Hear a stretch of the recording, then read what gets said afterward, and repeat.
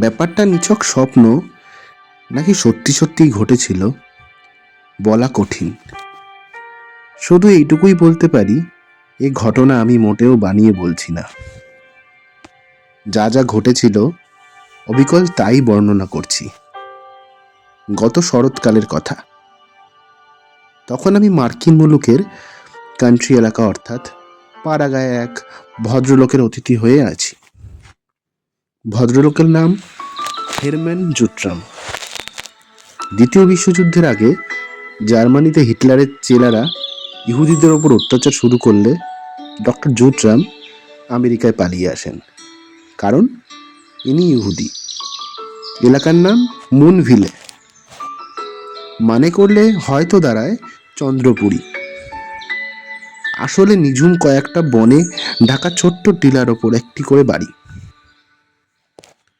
Highway থেকে কষ্টসৃষ্টে নজরে পড়ে চারিদিকে ছড়ানো ঢেউ খেলানো মাঠ, কোথাও ধূসর হয়ে ওঠা ভুট্টা ক্ষেত, আর কোথাও গরু, শুয়োর বা ঘোড়ার বাথান। চারিদিকে কাঠের বেড়ায় ঘেরা। মন ভিলে কেন? ডক্টর জুট্রাম আমার প্রশ্ন শুনে বলেছিলেন, ওই যে নিচের দিকে হ্রদটা দেখছো, ওটার গড়ন লক্ষ্য করো। বাড়ির পূর্বে ঢিলাটা ফাঁকা এবং ঢালু হয়ে নেমে গেছে, তারপরেই হ্রদ। পূবের ঘাসে লন ও ফুল বাগিচায় দাঁড়িয়ে আমার কথা বলছিলাম। দেখলাম হ্রদটা অর্ধবৃত্তাকার, তার মানে অবিকল চন্দ্রকলার মতো। বলেছিলাম হ্রদটার নাম হওয়া উচিত ছিল মুন লেক। ঠিক ধরেছ, ডক্টর জুট্রাম হেসে বলেছিলেন, ওটার নাম মুন লেক। তবে তার চেয়েও সুখের কথা, মুন লেকের ধারে জ্যোৎস্না রাতে গিয়ে ঘোরাঘুরি করলে তুমি রূপকথার রাজপুত্রটি হয়ে উঠবে। হাসতে হাসতে বলেছিলাম, কিন্তু রাজপুত্রের যে একটা ঘোড়াও চাই। যেমন তেমন ঘোড়া চলবে না, চাই একটা পক্ষীরাজ, সেই যে যাদের ডানা আছে। বলতে বলতে একটু অবাক হয়ে থেমেছিলাম। ডক্টর জুট্রাম লালচে মুখে হঠাৎ কেমন গাঢ় ছায়া নেমে এলো, যেন হঠাৎ কি এক অসুখ বাঁধিয়ে বসেছেন। ঠোঁট দুটো কাঁপছে, চোখ নিষ্পলক। ব্যস্ত হয়ে বলেছিলাম, আপনি কি অসুস্থ বোধ করছেন ডক্টর জুট্রাম? উনি তখনই ঘুম থেকে ওঠার মতো কাঁধ দুটো নাড়িয়ে আগের হাসিটা ফিরিয়ে এনেছিলেন। হ্যাঁ, তুমি ঘোড়ার কথা বলছিলে, তাই না? হ্যাঁ জুট্রাম, জানো মুন লেকের অদ্ভুত অদ্ভুত সব গল্প আছে। তার মধ্যে এই ঘোড়ার গল্পটা সাংঘাতিক। মাঝে মাঝে, বিশেষ করে জ্যোৎস্না রাতে, নাকি হ্রদের জল থেকে একটা কালো ঘোড়া উঠে আসে। ঘোড়াটা নাকি প্রাচীন যুগের এক রেড ইন্ডিয়ান সর্দারের। নিছক ভুতুড়ে ব্যাপার। বলে ডক্টর জুট্রাম হাত ঘড়িটা দেখে নিলেন এবং ব্যস্ত হয়ে উঠে পড়লেন। কি কাণ্ড! আমাকে যে এক্ষুনি শহরে দৌড়তে হবে। বিশ্ববিদ্যালয়ের একটা সেমিনার আছে, তুমি আমার সঙ্গে যাবে? জুট্রাম পা বাড়িয়ে ফের বলেছিলেন, যাকগে, তোমার গিয়ে কাজ নেই। পণ্ডিতি কচকচি তোমার ভালো লাগবে না, আর তার চেয়েও প্রাকৃতিক দৃশ্য উপভোগ করো, আয়ু বাড়বে। হাসতে হাসতে চলে গিয়েছিলেন জুট্রাম। একটু পরে বাড়ির দক্ষিণ বনের গড়ানের রাস্তায় ওর সাদা গাড়িটা নেমে যেতে দেখছিলাম। তখন বেলা 3:30। টিলার মাথায় কাঠের দোতলা বাড়িটা আর নিঝুম হয়ে গেল। গাছপালা থেকে ঝিঝি পোকার বিকট হাঁকডাক শোনা যাচ্ছিল। মার্কিন ঝিঝি পোকার ডাক বড্ড বিরক্তিকর।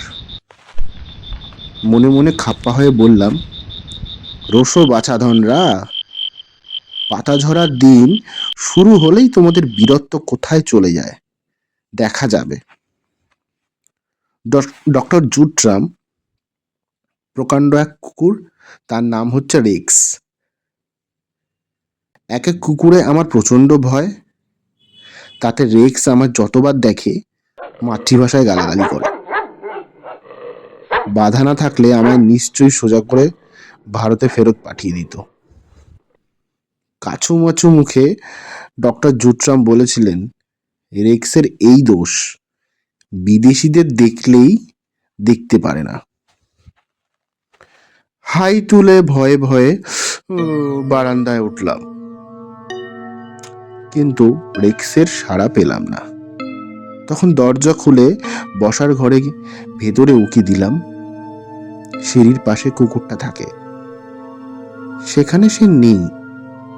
তাহলে ডক্টর জুট্রামের লেকচার শুনতে গেছে। উফ, হাঁপ ছেড়ে বাঁচলাম। দোতলায় আমার ঘর। বেলা দুটোই লাঞ্চ খেয়েছি। বাঙালি স্বভাবের ভাত ঘুম না আরামদায়ক একটা ব্যাপার আছে। সাহেবদের সংসর্গে সেটা বরবাদ হতে বসেছে। আজ এমন একটা সুযোগ ছাড়া যাবে না। অতএব শটান বিছানায় চিত হলাম। কয়েক মিনিটের মধ্যেই বন্ধুবর ভাত ঘুম এসে কোলাকুলি করলেন। তারপর আহ কি আনন্দ, কতদিন পরে দেখা এই ভাত ঘুম। কতক্ষণ পরে কার ডাকাডাকিতে চোখ খুলে গেল। তাকিয়ে দেখি বিছানার পাশেই দাঁড়িয়ে ৮-৯ বছরের একটা মেয়ে। গোল গোল পুতুল গড়ন, এক মাথা ঝাঁকড়া মাকড়া সোনালি চুল, পরনে উজ্জ্বল নীল ফ্রক, গলায় সাদা স্কার্ফ জড়ানো। মেয়েটা অবাক চোখে তাকিয়ে আছে আমার দিকে। তক্ষুনি মনে পড়ে গেল, আরে তাই তো, এরই ছবি আমি বাড়ির ওপরে নিচে সব ঘরে দেখেছি। ওই তো ওই ঘরের দেয়ালেও রয়েছে। ভেবেছিলাম ডক্টর জুট্রামকে জিজ্ঞেস করব, কিন্তু ভুলে গেছি। উঠে বসে মিষ্টি হেসে বললাম, হ্যালো। আমার মার্কিনী সম্ভাষণের জবাবে ছোট্ট মেয়ে বলল হাই, কিন্তু মুখে অবাক ভাব ঘুচল না। ঠোঁট কামড়ে ঘরের ভেতরটা দেখে একটু চারিদিকে ঘুরিয়ে নিয়ে দেখলো আর হাসলো। হেসে বলল, তুমি নিশ্চয়ই বাবার অতিথি। তুমি কি বিদেশি? সায় দিয়ে বললাম, প্রথমে তোমার নাম বলো। ও বলল, জিনা। তুমি নিশ্চয়ই শহরে থেকে পড়াশোনা করো, তাই না জিনা? ওর সঙ্গে খাতির জমাতে বসলাম। তা এলাকার সঙ্গে, মায়ের সঙ্গে বুঝি? চলো তোমার মায়ের সঙ্গে আলাপ করি। ডক্টর জুট্রাম তার স্ত্রী কিংবা মেয়ের কথা কিচ্ছু বলেনি।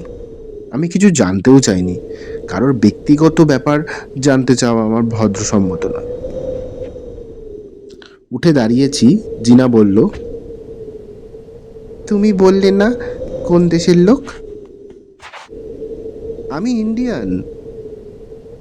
শুনেই জিনা চমকে উঠল, তুমি ইন্ডিয়ান?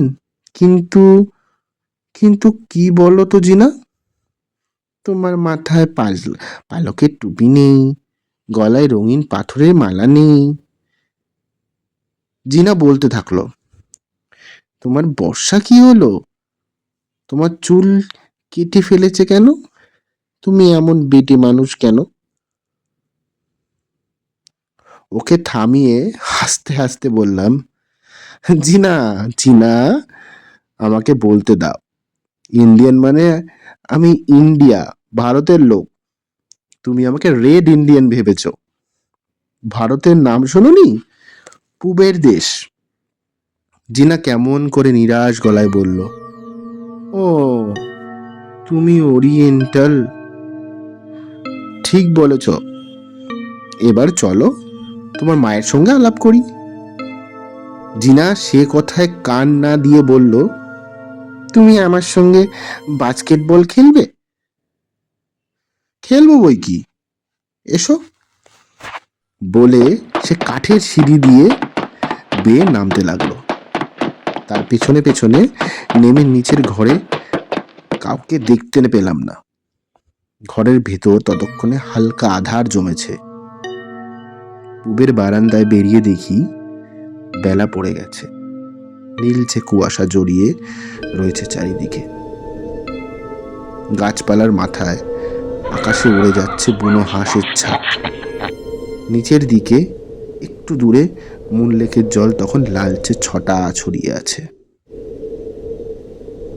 হেই, এখানে চলে এসো। ঘুরে দেখি লনের কোনায় বাস্কেটবল নিয়ে জিনা দাঁড়িয়ে আছে। তার সঙ্গে খেলায় মেতে গেলাম। মেয়েটি বড্ড চঞ্চল প্রকৃতির। আমার আনাড়ি পানায় খিলখিলে করে হেসে উঠল। আমাকে গো হারা করে হারিয়ে ছাড়ল। আবছা আধার হয়ে এলে বললাম, এই যথেষ্ট, সকালে আবার হবে, তখন তোমায় হারিয়ে দেব। জিনা লেকের দিকে তাকিয়ে আছে, কেমন যেমন আনমনা। বললাম, জিনা, জিনা, অবিকল তোমার মতো আমার একটি মেয়ে আছে, তার নাম কি জানো? নিনা। তোমাকে একটা জিনিস দেখাবো, ভারী মজার, এসো না। সে গেট খুলে ঢালু সবুজ ঘাস ঢাকা জমি দিয়ে দৌড়াতে শুরু করলো। চেঁচিয়ে চেঁচিয়ে বললাম, জিনা, আস্তে আস্তে, দৌড়িও না, আছাড় খাবে। ততক্ষণে সে লেকের ধারে বালি চওড়া বিছে পৌঁছে গেছে। আমার যেতে বেশ খানিকটা সময় লাগলো। পৌঁছে টের পেলাম কনকনে ঠান্ডায় রক্ত জমতে শুরু করেছে। মেয়েটা কিন্তু দিব্যি ছুটোছুটি করছে বালিতে। হঠাৎ চোখ গেল হ্রদের ওপারে টিলার মাথায়। বাঁকা এক টুকরো চাঁদ উঠেছে। তক্ষুনি জুট্রামের গল্পটা মনে পড়ল। কেমন অস্বস্তি জাগলো। বললাম, জিনা, এবার ফেরা যাক। জিনা জবাব দিল না। জলের ধারে গিয়ে দাঁড়ালো। সেই সময় হু হু করে একটা বাতাস এলো। ঠান্ডাটা বেড়ে গেল। ঠক ঠক করে কাঁপতে থাকলাম। কি শীত, কি শীত, বাপরে! দস্যি মেয়েটা পাল্লায় পড়ে শেষ অবধি আমি নিমোনিয়া বাঁধাই। হ্রদের জলটা কাঁপছে। আবছা জ্যোৎস্নায় ঝলমল করছে সারা হ্রদ। তারপর একসঙ্গে অসংখ্য বুনো হাঁস প্যাক প্যাক প্যাক প্যাক করতে ডেকে উঠল। তারপর দেখলাম সারা শরীরটা অবাস হয়ে গেল। শীতের কথা ভুলে গেলাম। হাঁ করে তাকিয়ে রইলাম। স্বপ্ন দেখছি না তো? যেন জলের ওপর দিয়ে হেঁটে এলো একটা কালো ঘোড়া। হ্যাঁ, জল জ্যান্ত একটা কালো ঘোড়া। ঘোড়াটা বিছে আসতেই জিনা কি দুর্বোধ্য শব্দে চেঁচিয়ে উঠল।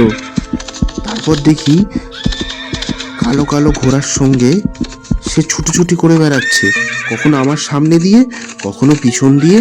দুজনে ছুটোছুটি করতে থাকলো। ঘোড়াটা আমার ওপর এসে পড়বে ভেবে আমি আতঙ্কে কাঠ, কিন্তু গলায় কি আটকে গেছে। জিনাকে বারণ করার সাধ্য নেই। একটু পরে দেখলাম জিনা কালো ঘোড়াটার ওপর চেপে বসলো। ক্ষীণ জ্যোৎস্নায় সারা বীচ জুড়ে খালি ঘোড়ার পায়ের চাপা শব্দ।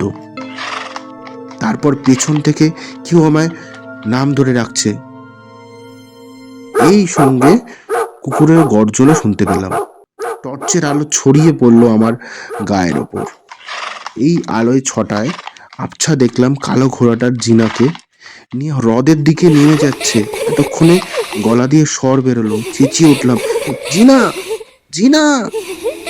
পিছনে ডক্টর জুট্রাম বাজ খাই গলায় চেঁচিয়ে উঠল, come back, come back, you fool. তারপর আমার হাত ধরে হিড় হিড় করে টেনে নিয়ে গেলেন। জলের ধারে দাঁড়িয়ে গড় গড় গড় গড় করছে। ঘন্টাখানেক পরে ফায়ার প্লেসের সামনে দুজনে চুপচাপ বসে আছি। এক সময় দীর্ঘ নিঃশ্বাস ফেলে ডক্টর জুট্রাম বললেন, তুমি জিনা জিনা বলে ডাকছিলে, তুমি ওকে সত্যি দেখেছিলে? পরনে নীল ফ্রক, গলায় সাদা স্কার্ফ, তাই না? হ্যাঁ, আর সেটা কালো ঘোড়াটাও। কথা কেড়ে জুট্রাম বললেন, 10 বছর আগে জিনা মুন লেকে ডুবে গেছে, সেখানেই সে মারা যায়। তার 1 বছর পরে ওর মা রোগে ভুগে মারা যায়। আমি মন ভুলে মরতে চাই, তাই এখানে একা পড়ে আছি। বলতে পারো waiting for the black horse.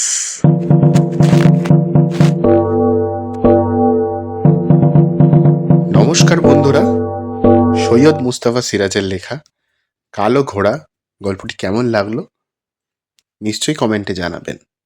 আর গল্পটি ভালো লাগলে আমাকে লাইক, শেয়ার অ্যান্ড সাবস্ক্রাইব করবেন।